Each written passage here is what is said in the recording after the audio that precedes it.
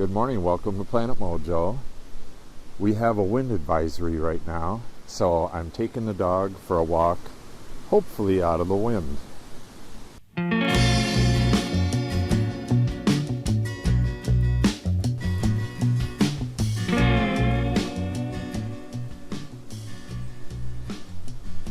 Now I got some woodpecker working on this tree here, which means this tree is going to fall very soon, especially in this kind of wind.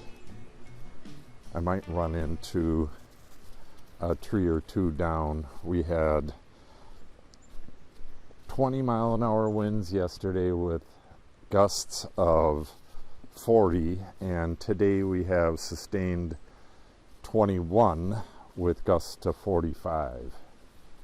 It is just insanely windy up there. The wind is coming from the west though, and the ridge that our house is on runs north-south. So hopefully we'll be out of the wind. I didn't want to walk the dog on the road up there because the road runs the same way the wind is coming from, so it would have been kind of nasty. It's only, I guess it's about 40 degrees, so in the wind, it's awful cold. So this is our woods in the fall. It's really beautiful down here. I don't get a whole lot of time this year for walking in the woods. This time of the year you can see a lot farther through the woods. So you can see that is Jason Junction. That's the area where I cleared all them brambles earlier this year, and I planted perennial rye, and I still have some planting to do before the snow flies. It's like frost seeding, but late fall seeding for starting early in the spring. But you could see the wood piles there. I was going to burn that pile right there, but I probably won't be able to get at it until the spring. Just too much on my plate right now. The addition, I have a window of like 3 more days where I need to get that done. Today I'm going to be cutting furring strips all day and putting in some temporary lighting so that I can be ready to go when the weather clears up a little bit. It's going to be sunny and fairly warm one more day as far as I know, and that day I need to get Izzy. I don't really want her. We've already had a dog fall and roll down this hill, my sister's dog. Izzy, come. I mean, it's incredibly steep down there. I'm not sure if you can see this. I don't even know how she was standing on that. She's got to have a little goat in her. Izzy? Come on, honey. Earlier this year, when we had first started the addition, when the foundation was just being put in, it was all muddy up there, and we discovered some big footprints in the mud. Big, looked like dog prints. Then one day we actually saw what it was. It was a big German Shepherd, and it came right alongside the house, came down this hill, went right through here, down the ravine and up the other side, and took off. It was early enough in the year where it was like this. It wasn't all leaved up yet. Izzy, get up here. Come. I better get moving. So the ravine gets shallower up ahead, so get her into a safer area. I'm wearing blaze orange because it is bow hunting season, and you never know if somebody's hunting your land illegally, if somebody's poaching. That's our land on that side of the ravine, and we own about what would it be? At least a quarter mile, over a quarter mile that way, and down to the end of the road that way. I'm not sure how far it is, maybe 1,000 feet or so that way.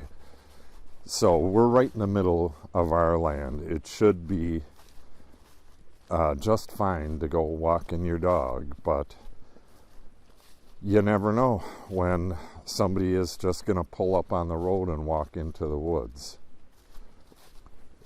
We found out we didn't have a vest for Izzy, so Cindy's in the house right now ordering one, next day delivery from Amazon, so that we really have to have that on her every time we take her for a walk during hunting season, because you just never know. She's so fast and likes to take off and explore. You never know if she's going to go on somebody else's land and somebody's hunting there.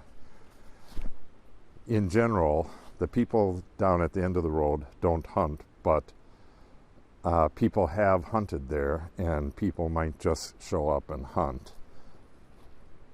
And right at the other side of our property here, we don't even know there's new people living right through there. So we don't know if they hunt. We don't know if they'll just come on our land and hunt, you know. Izzy, come. We're going to go down, honey. We'll go that way on the way back. We call this the Rock Road. We had a dump truck come down here. It was crazy, dumping rock, and then he backed down. I think he backed down, and then anyway, he got pulled up by a bulldozer at the far end where it's really steep. I wish we would have got video of that, but that was before we had this channel. Yeah, my nephew used to hunt straight across here somewhere, and my brother-in-law used to hunt on the other side of the ravine down at the bottom. They weren't that great at hunting spots. My brother-in-law has the best one right now, right at the bottom of this road. And my nephew has a pretty damn good one. That's Jason Junction. That's Jason's stand back up that way, where that brush pile was. Yeah, you can see the ravine gets shallower and shallower as we go down. It is 210 feet down from the house to the bottom right here. And then if you go around the corner, the land drops and drops and drops. The river is about 4 miles that way, the Mississippi, and it keeps dropping until it gets to the Mississippi. I think we're about 600 feet above the Mississippi. There's deer prints right there. I don't know if you can see that or not. Looks pretty damn big too. Yeah, the deer prints there as well.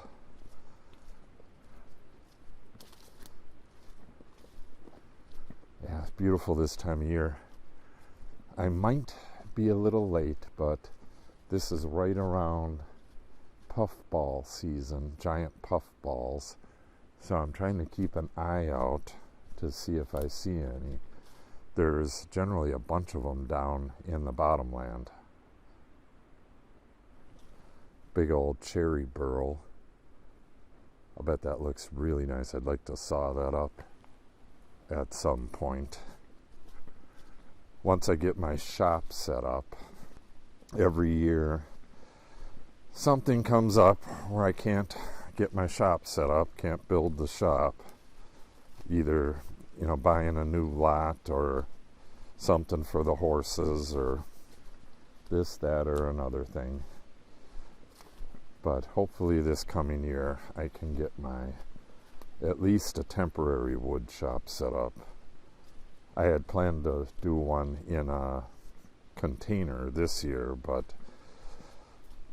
that plan got shut down in favor of the addition that I'm building. So maybe next year. Yeah, it's really beautiful this time of year. I wish I could go up into the backwoods we own up to the top of that ridge up there. And it's really nice oaks and stuff back there. But the guy in the far corner, he hunts right at the fence line, which really sucks. You know, of all places on his land, he hunts right up on our land. And they do the same thing right over here as well. So I really don't want to walk up there at this time. I don't think he bow hunts, but he is a very avid hunter. I don't think he bow hunts, but he's an avid hunter. So he might. I don't know, I think he's like 85 or something like that.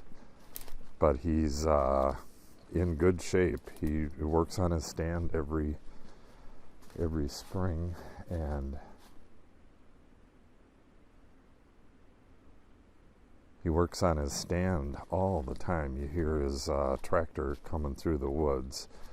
He owns a farm that you can see. It's on most of our videos. It's across the hollow over there. He owns that farm. I think he owns, a couple hundred acres, maybe a bit more. Okay, we are at the bottom. Well, just about. That's the bottom. This tree that's laying across the ravine right here, my nephew had his stand in that tree for probably 8-10 years maybe, and it was the most productive stand out of the whole area. There's 1, 2, 3, 4, 5 different trails that meet right here in this clearing. This is, we call this Justin Junction. My other nephew, Justin and Jason, are brothers. Izzy! She's way down there on the road. See, that's why she needs a vest. She's still dead center in the middle of our land, but again, who knows who's going to be trespassing. Izzy! Come! Too far.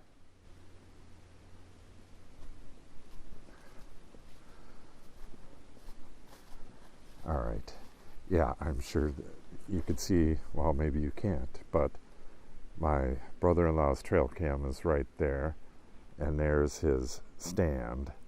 So, she's getting a drink. We better get out of here and go back up. Izzy, come. Let's go back. Up. Go. All right. Not a whole lot to see. I was hoping to go look down. We have a road going that way and a road going that way, but without a vest on her, she'll go too far. She may even run onto somebody else's land, and then don't want any catastrophes. So I'm going to take her up and take her around on the rock road and get a look at the vineyard, and also take a look at some of the oak savanna stuff up that way. So I will check in again up at the rock road. That's the road I just came up. Turned onto the rock road right here. This was the first road that we made besides the road going down to the bottom. This, I believe, is it 5 years ago now? Yeah, it's right around 5 years, I believe. It is the year we had the land cleared by the vineyard. We had, later that year, the guy who originally was doing the work, his dozer couldn't bite into the side of the hill enough. It was too light of a dozer. So we hired a guy that owns he owns 4 quarries. So he had a big, I can't remember, I think it's a D9, but it was a massive dozer, and he just busted that up. That's where the horses are, the north dry lot where the round pen and the lower haymow is. When we had all that work done, we actually had a different guy do this road, the same guy who did that road, and then we had the quarry guy come down here and rock this. You can hardly see it. It's kind of filling up, this the leaves and stuff turn to dirt and fill in between the rocks, but every once in a while you can see, that this is just breaker rock. Yeah, you can, right here. It's very uncomfortable to walk on. We always planned on getting regular gravel over the top of this, but other stuff intervened. But anyways, throughout here is just a mass of fallen trees, and there's more and more every year. All these old aspen, like this one's gonna fall soon. They're just everywhere, the aspen and the birch and the ash. The ash were killed by the emerald ash borer, and the aspen and the birch are just at the end of their life. This was farmed out maybe 30 years ago. It was fairly well clear cut, so all these weed trees came up, and they're at the end of their life. This was all oak savanna. This was just field. Back in the 1930s, aerial photographs, all the way down to the bottom, this was just field, and there was a few of these big oak savanna trees here and there. And the actual denser wood started, it was over that way towards the bottom. So the land we're on right now was fields until they started farming up there. Kind of hard to believe, and it's already been logged a couple times. So we're gonna revert this back to oak savanna for the most part. We're gonna leave some like a maple grove over that way, and a little bit of a walnut grove over this way, and the rest of this stuff we're gonna clear out of here. We're going to take out most of these maples and hickories and stuff. Oh, this is the spot. See, I haven't been through here in probably a month, but my nephews, when they were here last time, they couldn't get through here. I told them they could take the gator down to the end of the road here when they were going down to the bottom, and they ran into a tree across the road, this big aspen. And so they came back and got the chainsaw and diced it up for me. Yeah, did a good job. This aspen rots really fast, so I'll probably pull this stuff. Well, them logs right there will be ready next year, the smaller stuff. But I should pull this stuff. Aspen actually makes a fair firewood for cool days.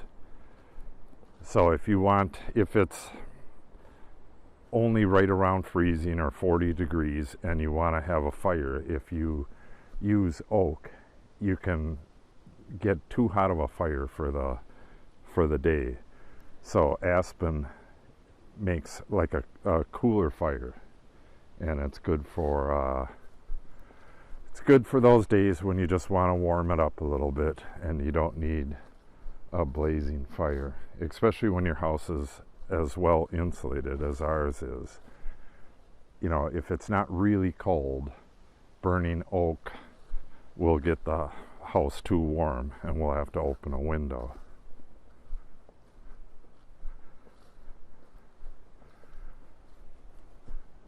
That whole stretch there, that's where I've been restoring, and I'm kind of moving this way a little bit every year.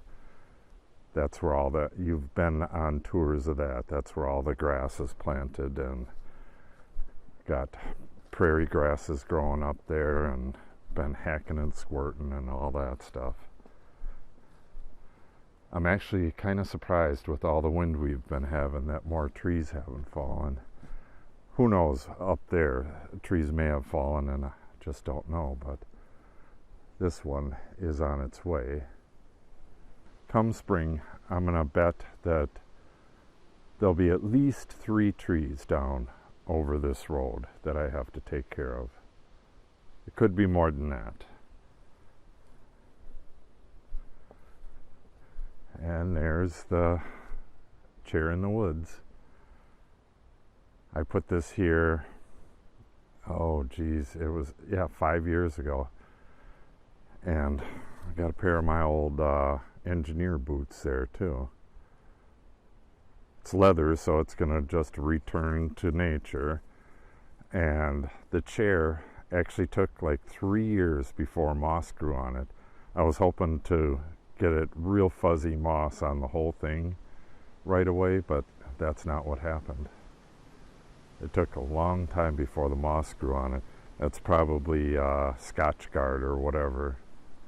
But you can see it's growing on the back now, so this is going to finally be fully covered in moss probably next year. Yeah, it's pretty interesting. I wanted to see how long it would take for this to just completely disintegrate, because it's fabric, wood, and steel. So eventually this will just completely fall. Hey! No. Eventually this will just completely disintegrate and go back to nature, but it's interesting watching it happen. It's kind of like a performance art project. Okay, it looks like there's not a whole hell of a lot to see here. I'm not sure if I want to go up there. You could see what it's doing to these trees. If I go up the hill, we'll be completely exposed on the road for 1,000 feet or so and have to go uphill.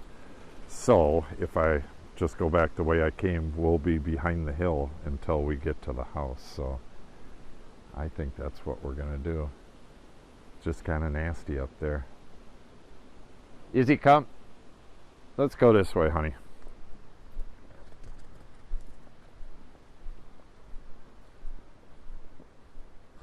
Yeah, it certainly is beautiful in here this time of year.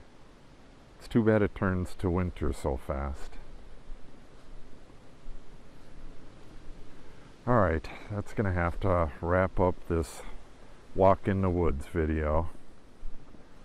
If you're not subscribed yet, make sure you subscribe and click on the update icon.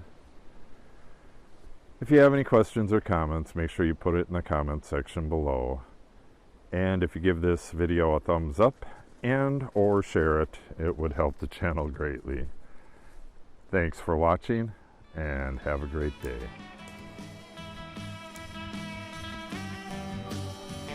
Good job, honey. Good job.